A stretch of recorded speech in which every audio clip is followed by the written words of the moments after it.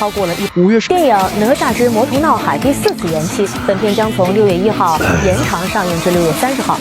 目前，第4次延期比《战狼2》还牛。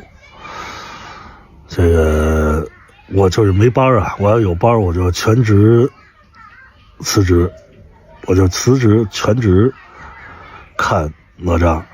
哪吒有望成为2026年春节档电影。哪吒破1000亿，破1000亿，成为整个太阳系最畅销影片。全网寻找没有看过哪吒2的人，拍哪吒3，哪吒2大战葫芦娃。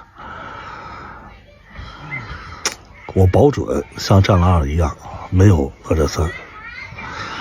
我觉得凡事啊，你要是不虚无，就没有必要靠这个一下牛逼个没完。